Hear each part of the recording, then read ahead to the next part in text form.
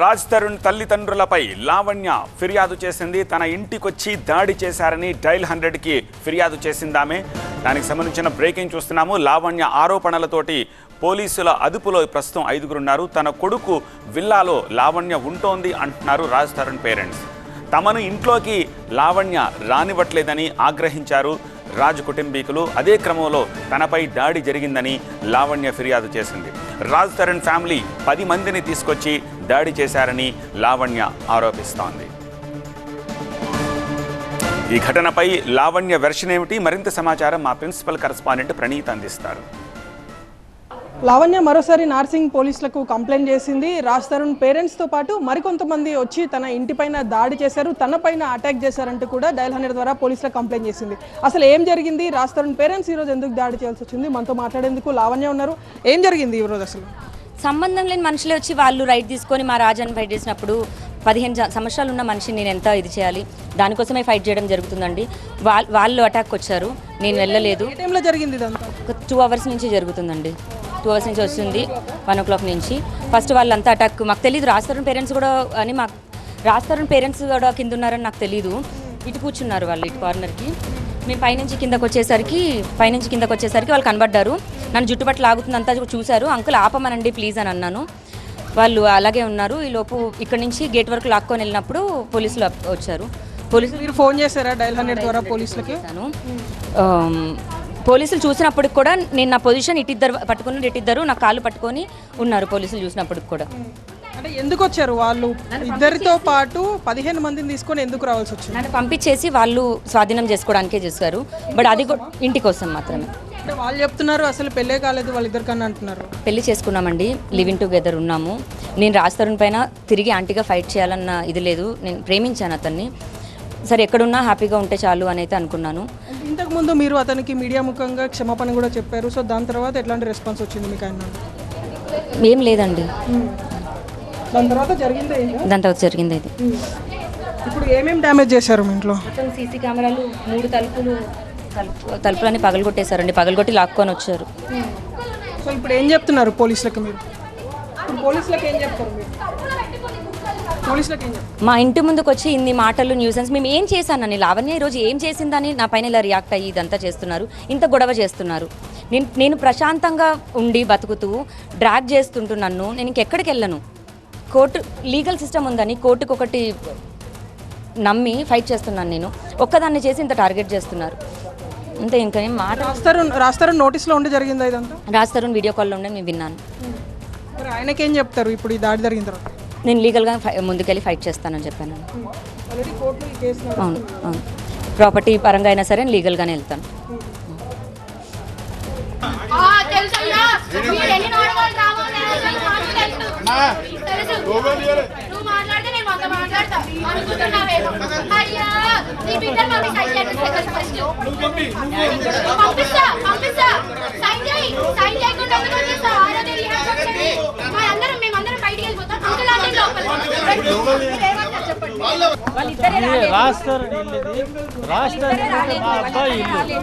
మా అబ్బాయి ఇంట్లోకి మీరు వెళ్ళాలి, నేను వెళ్తాను. ఈ వెళ్ళడాన్ని అడ్డుకోవడం అనేది ఎంత దారుణం అనేది ప్రతి ఒక్కరు అర్థం చేసుకోవాలి.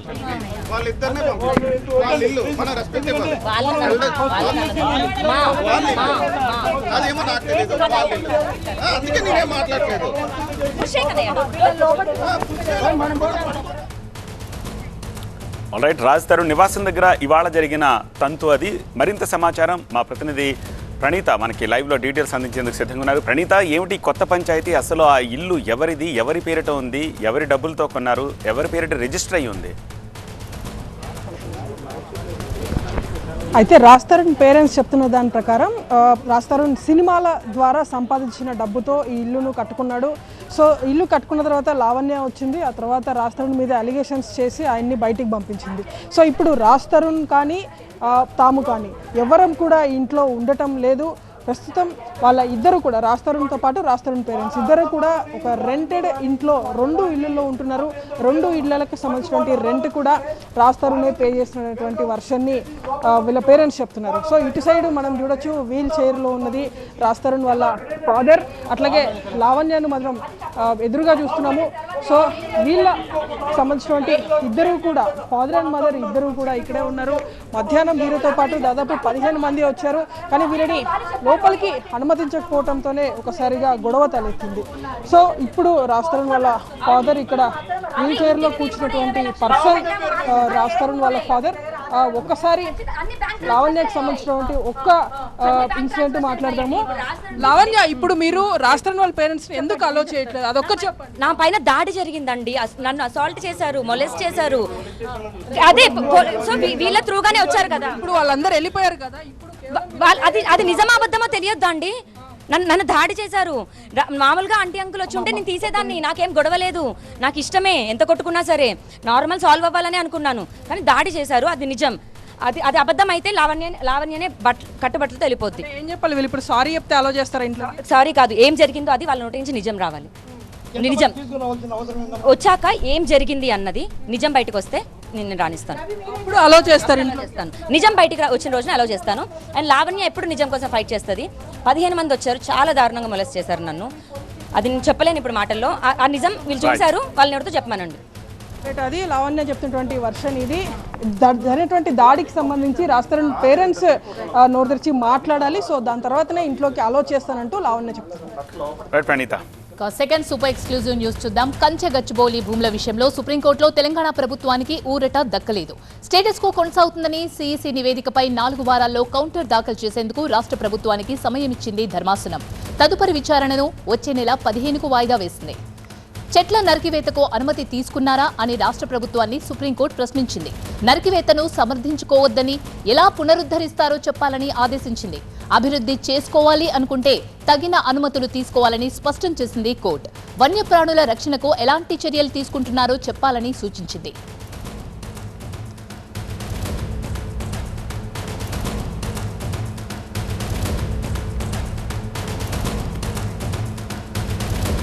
ఇదే అంశం సంబంధించి పూర్తి సమాచారాన్ని మా ప్రతినిధి గోపి అందిస్తారు. గోపి, చెట్ల నరికివేతను అలాగే వన్యప్రాణుల రక్షణకు సంబంధించి ప్రభుత్వానికి పలు ప్రశ్నలు వేసింది సుప్రీంకోర్టు. అలాగే కొంత సమయం కూడా కేటాయించింది. నెక్స్ట్ ప్రభుత్వం ఎలాంటి చర్యలు తీసుకోబోతోంది?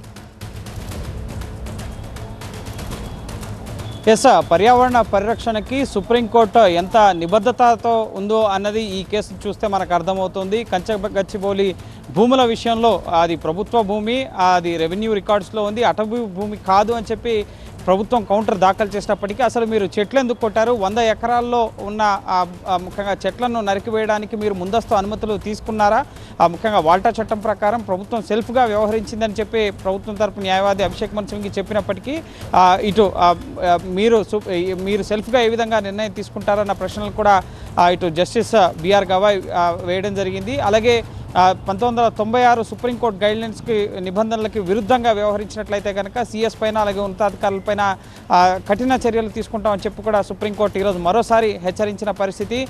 చెట్ల నరికివేతకు సంబంధించి ముఖ్యంగా పర్యావరణ పరిరక్షణకి మేము ఎంత దూరమైనా వెళ్తాం, చెట్లను నరుకుతూ ఉంటే మేము చూస్తూ ఊరుకోమని చెప్పి సుప్రీంకోర్టు చెప్తూ ముఖ్యంగా పర్యావరణాన్ని ఏ విధంగా పరిరక్షిస్తారు, జంతుజాలాన్ని ఏ విధంగా పరిరక్షిస్తారు, ఇప్పుడు నాశనం చేసిన ఈ 100 ఎకరాల భూమిలో ఉన్న చెట్లను ఏ విధంగా పునరుద్ధరిస్తారు, ఎప్పుడు ఎక్కడ ఎలా ఆ పర్యావరణాన్ని పునరుద్ధరిస్తారు అన్న అంశాలకు సంబంధించి సమాధానం చెప్పాలి. అలాగే సిఈసి ఇచ్చిన మధ్యంతర నివేదిక పైన 4 వారాల్లోగా సమాధానం చెప్పాలని చెప్పి మే 15కి తదుపరి ఈ విచారణ వాయిదా వేయడం జరిగింది. సో నెక్స్ట్ సిజేఐగా justice B R Gavai take over చేయబోతున్నారు. సుప్రీంకోర్టు సిజేఐగా ఆయన బాధ్యతలు చేపట్టబోతున్నారు. సో నెక్స్ట్ సిజేఐ బెంచ్ నేతృత్వంలోనే ఈ కంచగచ్చిబౌలి భూముల కేసు విచారణ అనేది సుప్రీంకోర్టులో కొనసాగబోతోంది. సో చూడాలి ప్రభుత్వం ఎటువంటి కౌంటర్ ఇస్తుంది, ఈ ముఖ్యంగా 100 ఎకరాల్లో జరిగిన నష్టానికి ఎక్కడ భర్తీ చేస్తామంటారు, ఏ విధంగా జంతుజాలాన్ని సంరక్షిస్తామంటారు.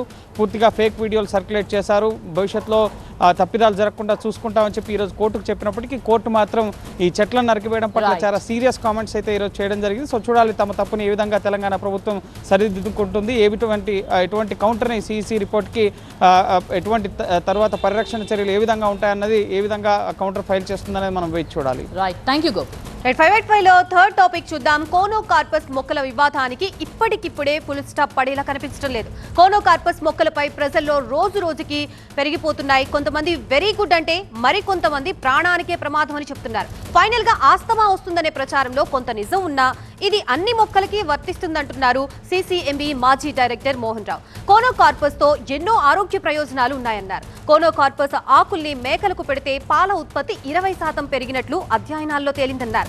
గత కొన్ని రోజులుగా కోనోకార్పస్ మొక్కలపై నెలకొన్న వివాదంపై ఎట్టకేలకు కేంద్రం స్పందించింది, గైడ్ లైన్స్ జారీ చేసింది. దీనిపై రాష్ట్ర ప్రభుత్వం చర్యలేంటి? ఒకవేళ కార్పస్ మొక్కల్ని తొలగించాలంటే ఎలాంటి కండిషన్స్ ఉన్నాయి? ఈ మొక్కలపై వస్తున్న అపోహలపై జీహెచ్ఎంసీ అధికారులు ఏం చెప్తున్నారు? ప్రస్తుతం ఇదే అంశానికి సంబంధించి మనకి పూర్తి అప్డేట్స్ ఇవ్వడానికి మా ప్రతినిధి లక్ష్మీకాంత్ సిద్ధంగా ఉన్నారు. లక్ష్మీకాంత్, కోనోకార్పస్ చెట్ల వివాదానికి సంబంధించి ఒక క్లారిటీ ఇవ్వడానికి గ్రేటర్ హైదరాబాద్ మున్సిపల్ కార్పొరేషన్ సంబంధించిన యూబీఐడి అడిషనల్ కమిషనర్ సుభద్ర గారు మనతో ఉన్నారు. కోనోకార్పస్ సంబంధించిన వివాదం అయితే జరుగుతుంది, నరకాలనా నాటాలనా అన్నది మీరేం చెప్తారు? కోనోకార్పస్ గురించి చాలా కాంట్రవర్సీస్ వస్తున్నాయి ఈ మధ్య. సో గవర్నమెంట్ నుంచి మాకు వచ్చిన ఇన్స్ట్రక్షన్స్ ఏంటంటే ఫర్దర్ ప్లాంటింగ్ కానీ నర్సరీలో రేస్ చేయడం కానీ చేయొద్దని చెప్పి ఇన్స్ట్రక్షన్స్ ఉన్నాయి. నరకమని ఎక్కడ కూడా ఇన్స్ట్రక్షన్స్ లేవు. But based on some scientific papers కొంతమంది పుప్పడి వల్ల కొంచెం ఎలర్జీస్ అవి వస్తున్నాయి కాబట్టి రిమూవ్ చేయండి అని కొన్ని డిమాండ్స్ వస్తున్నాయి. బట్ ఎక్కడ కూడా సైంటిఫిక్గా కన్ఫర్మ్ చేస్తూ మాకు ఆర్డర్స్ రాలేదు కాబట్టి వాట్ వీఆర్ డూయింగ్ ఇస్ ఆ ఫ్లవరింగ్ కంట్రోల్ చేయడానికి ప్రూనింగ్ చేస్తున్నాం. సో ప్రూనింగ్ చేసినప్పుడు ఏమవుతుందంటే ఓన్లీ ఫోలియేజ్ వస్తూ ఉంటుంది, ఫ్లవరింగ్ కంట్రోల్ అవుతుంది. సో దాని ద్వారా మనకి ఆ పుప్పడి ఏదైతే ఉందో అది పువ్వులు వస్తేనే వస్తుంది కాబట్టి ఆ ప్రాబ్లమ్స్ సాల్వ్ అయిపోతుంది. సో ఉన్న చెట్లన్నిటికీ కూడా ప్రూనింగ్ చేసి ఫ్లవరింగ్ రాకుండా చేసి కంట్రోల్ చేస్తాము. ఫర్దర్ ప్లాంటింగ్ అండ్ నర్సరీ అయితే ప్రస్తుతం చేయట్లేదు. ఈ చెట్లకు సంబంధించి ఇప్పుడు చూసే డివైడర్ల మధ్య కానీ అఫీషియల్గా వాటిని కోనోకార్పస్ చెట్లను నరికేస్తున్నారు. జనంలో కానీ అపోహలు బాగా పెరిగిపోయాయి. ఫైనల్గా పబ్లిక్ మీరు ఏం చెప్పదలుచుకున్నారు? పబ్లిక్ మనం ఏం చెప్పాలంటే ఇప్పుడు ఏది కూడా మనకి సైంటిఫిక్ ప్రూఫ్ లేదు. సో ఇలాంటి పాజిటివ్ న్యూస్లు ఉన్నాయి, నెగిటివ్ న్యూస్లు ఉన్నాయి. సో కొంతమంది రీసెర్చర్స్ ఏమంటున్నారంటే ఆక్సిజన్ మిగతా చెట్ల కన్నా ఎక్కువ వస్తుంది అని చెప్తున్నారు. కొంతమంది ఏమంటున్నారంటే ఆ పాలిన్ వల్ల ఎలర్జిక్ రియాక్షన్స్ ఉన్నాయి కాబట్టి let us not do it అంటారు. సో సిమిలర్గా ఇదివరకు కూడా ఆల్స్టోనియా స్కోలారిస్ అని ఒక చెట్టు ఉండేది, ఏడాకుల పాల అని. సో ఆ చెట్టు గురించి కూడా ఒక 10 ఏళ్ల క్రితం ఇలాంటి ప్రచారమే జరిగింది. అప్పుడు కూడా విరివిగా ఈ చెట్లన్నీ కొట్టేయడం అట్లాంటివన్నీ జరిగింది. సో ఏది కూడా ఈ సైంటిఫిక్ ప్రూఫ్ అనేది లేదు. ఇప్పుడు కూడా ఏంటంటే ఆ ఆస్తమా అనేది పాలెన్ వల్ల వస్తుంది. అది సెవరల్ పాలెన్ వల్ల రావచ్చు, ఓన్లీ కోనోకార్పస్ కాదు. కొన్ని చెట్ల పాలెన్ కొంతమందికి పడుతుంది, కొంతమందికి పడదు. ఆ ఎలర్జిక్ రియాక్షన్స్ అనేది స్పెసిఫిక్ పర్సన్ బట్టి ఉంటుంది. It's not dangerous for everyone. Already asthma patient ఉన్నవాళ్ళు, కొన్ని ప్రాబ్లమ్స్ రెస్పిరేటరీ ప్రాబ్లమ్స్ ఉన్నవాళ్ళు, వాళ్ళకి ఇది కొద్దిగా ఫ్లేరప్ అవ్వచ్చు. అంతేగాని this is not harmful totally పబ్లిక్కి. అంటే కొంతమంది మూఢనమ్మకాలుగా వాటిని నరకడం కావచ్చు, లేకపోతే భయంతో నరికేయడం కావచ్చు, రకరకాలుగా జరుగుతుంది ఇప్పుడు 2 తెలుగు రాష్ట్రాల్లో. మీరు వారికి ఎలాంటి సజెషన్స్ చేయాలనుకుంటే? సో అపోహలతో చెట్లు మాత్రం కొట్టొద్దండి. మీకు ఏదైనా ప్రాబ్లం ఉంది, మీ చెట్ల దగ్గర ఫ్లవరింగ్ వల్ల మీకు ఏదైనా ఆస్తమా రిలేటెడ్ ప్రాబ్లమ్స్ వస్తున్నాయి అంటే please approach forest department and ask for permission. అది మాకు ఎన్ఓసి కోసం వాళ్ళు పంపిస్తారు. అప్పుడు ప్రతి చెట్టు ఎలాగైతే అబ్జర్వ్ చేస్తామో ఇది కూడా ఎగ్జామిన్ చేసి whether to give or not. ఆర్థికంగా చితికిపోయిన రాష్ట్రాన్ని ఆదుకోండి, ఆంధ్రప్రదేశ్ పునర్నిర్మాణానికి అండగా నిలవండి అంటూ 16వ ఆర్థిక సంఘ సభ్యుల్ని కోరారు ఏపీ సీఎం చంద్రబాబు. ఏపీని ప్రత్యేకంగా చూసి ఆర్థికంగా సాయం చేయాలని, స్వర్ణాంధ్ర 2047 ప్రణాళికకు ఊతమివ్వాలని కోరారు. రాష్ట్ర ఆర్థిక స్థితి, రెవెన్యూ లోటు, కొత్త పాలసీలు, అభివృద్ధిపై ఆర్థిక సంఘం సభ్యులకు ముఖ్యమంత్రి చంద్రబాబు పవర్ పాయింట్ ప్రెజెంటేషన్ ద్వారా వివరించారు. రాజధాని విషయంలో రాష్ట్ర ప్రభుత్వ ఆలోచనల్ని వీడియో ద్వారా ప్రదర్శించి ఆర్థిక సంఘం బృందానికి వివరించారు సీఎం. రాష్ట్ర ప్రభుత్వ లక్ష్యాలు, మౌలిక సదుపాయాల ప్రాజెక్టులు, పెట్టుబడులకు ఉన్న అనుకూలతలు, అలాగే రాష్ట్ర ప్రభుత్వ పాలసీల గురించి కూడా వివరించారు. అమరావతి నిర్మాణం, పోలవరం ప్రాజెక్ట్, పోలవరం బనకచెర్ల అనుసంధాన ప్రాజెక్టు వంటి అంశాలపై ఎగ్జిబిషన్ ఏర్పాటు చేశారు. మా ప్రతినిధి ఈశ్వర్ సిద్ధంగా ఉన్నారు మరిన్ని డీటెయిల్స్ అందించడానికి. ఈశ్వర్, 16వ ఆర్థిక సంఘం సభ్యులతో భేటీ అయ్యారు కదా, దాని రిజల్ట్ ఏ విధంగా ఉంది? ముఖ్యమంత్రి చాలా సుదీర్ఘమైన ప్రజెంటేషన్ని ఆర్థిక సంఘం ప్రతినిధులకు ఇచ్చారు. 16వ ఆర్థిక సంఘం కానీ లేకపోతే ఆర్థిక సంఘం పాత్ర చాలా క్రియాశీలకంగా ఉంటుంది. సాధారణంగా 2026 జనవరి నుంచి 16వ సంఘం సూచించిన సిఫార్సుల మేరకే రాష్ట్రాలకి ఆదాయ వనరుల వాటా పంపిణీ జరుగుతుంది. అలాగే మిగతా గ్రాంట్ ఇన్ ఎయిడ్స్ కావచ్చు, లేకపోతే మిగతా పట్టణ గ్రామీణ ప్రాంతాలకు సంబంధించిన అభివృద్ధికి సంబంధించిన పథకాల గ్రాంట్లు ఇవన్నీ వాటా వాళ్ళ సలహా మేరకే ఉంటుంది. సో దీనికి సంబంధించి ఈరోజు జరిగిన చర్చలో ముఖ్యమంత్రి సుదీర్ఘంగా 2014 ముందు రాష్ట్ర విభజనకు ముందు రాష్ట్రం పరిస్థితి ఎలా ఉండేది, ఆ తర్వాత ఎట్లాంటి ఆర్థిక పరిస్థితులు నెలకొన్నాయి, హైదరాబాద్ని విడిచి వచ్చిన తర్వాత ఉమ్మడి ఆంధ్రప్రదేశ్లో ఎలాంటి ఆదాయ వనరులు ఉండే, ఆ తర్వాత రాజధాని లేని ప్రాంతంలో ఎట్లాంటి ఆర్థికంగా ఎంత చితికిపోయాం, ఇట్లాంటి నేపథ్యంలో రాష్ట్రానికి ప్రత్యేకమైన ఆర్థిక సహాయం ఇవ్వకపోతే రీబిల్డ్ చేసే అవకాశం లేదు. కాబట్టి ఆ దిశగా మీరు మాకు చేయాల్సిన సహాయం గురించి ముఖ్యమంత్రి పవర్ పాయింట్ ప్రజెంటేషన్ ద్వారా వాళ్ళకి వివరించి అప్పీల్ చేయడం జరిగింది. అనేక అంశాలను ప్రధానంగా చూస్తే అమరావతి క్యాపిటల్కి సంబంధించి ఒక రాజధానిని ఏర్పాటు చేసుకోవడానికి అవసరమైన సహకారాన్ని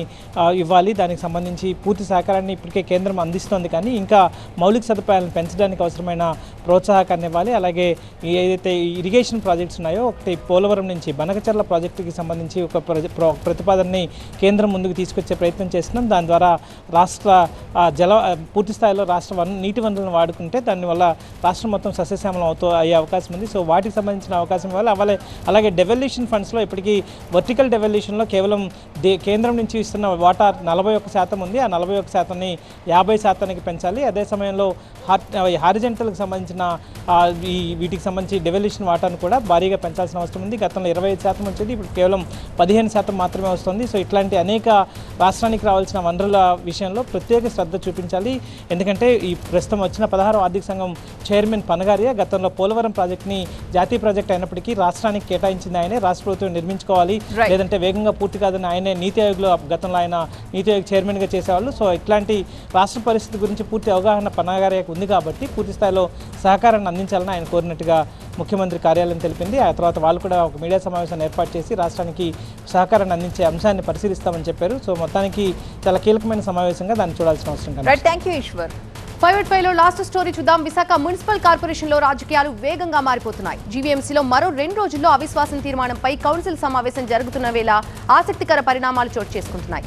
ఇక నిన్న మొన్నటి వరకు విశాఖ మేయర్ పీఠం దక్కించుకునేందుకు 2 అడుగుల దూరంలో ఉన్న కూటమి 3 కార్పొరేటర్లని దగ్గరికి చేర్చుకుని ఉత్కంఠకు తెరదించుతోంది.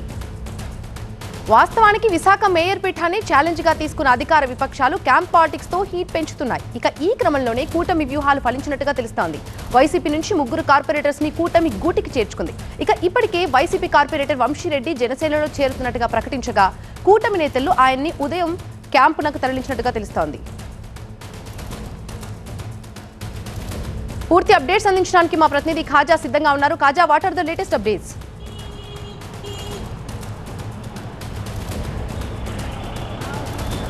జీవీఎంసీ మేయర్పై అవిశ్వాస తీర్మానానికి సమయం దగ్గర పడే కొద్దీ ఆసక్తికర పరిణామాలు చోటు చేసుకుంటున్నాయి. ఒకవైపు ఎలాగైనా ఈ పీఠాన్ని కైవసం చేసుకోవాలని ఆ కూటమి పావులు కదుపుతుండగా, మరోవైపు దీన్ని తిప్పికొట్టేలా వైసీపీ వ్యూహాలు రచిస్తుంది. ఇందులో భాగంగానే ఈ నెల 19వ తేదీన జరగబోయే ప్రత్యేక కౌన్సిల్ సమావేశానికి వైసీపీ బహిష్కరిస్తున్నట్టు ప్రకటించింది. ఎందుకంటే అధిష్టానం తీసుకున్న నిర్ణయం తర్వాత జిల్లా అధ్యక్షుడు గుడివాడ అమర్నాథ్ ఈ విషయాన్ని ప్రకటించాడు. అయితే ఎవరైతే పార్టీ సింబల్పై 58 మంది కార్పొరేటర్లు గెలిచారో వారందరికీ కూడా రేపు విప్పు జారీ చేయబోతున్నారో వారందరూ కూడా ఈ నెల 19వ తేదీ జరిగే కౌన్సిల్ సమావేశానికి దూరంగా ఉండాలని ఆ విప్లో స్పష్టంగా పేర్కొంటారు. ఒకవేళ ఆ విప్పును ధిక్కరించి వారంతా కూడా కౌన్సిల్ సమావేశానికి హాజరైనట్లయితే వారిపై చట్టపరంగా ముందుకెళ్తామని కూడా వైసీపీ నేతలు ప్రకటించారు. అయితే ఈ నేపథ్యంలోనే మరోవైపు వారం రోజుల క్రితం వరకు ఆ కూటమి బలం టీడీపీకి 48, అలాగే బీజేపీ 2, అలాగే జనసేనకి 11 వరకు ఉండేది. దాదాపుగా 61 మంది కార్పొరేటర్లతో పాటు 11 మంది ఎక్స్ అఫీషియల్ సభ్యులు, దాదాపుగా 72 మంది ఆ బలం వాళ్ళకి ఉండేది. దీంతోపాటు వైసీపీకి 34 మంది సభ్యులతో పాటు 3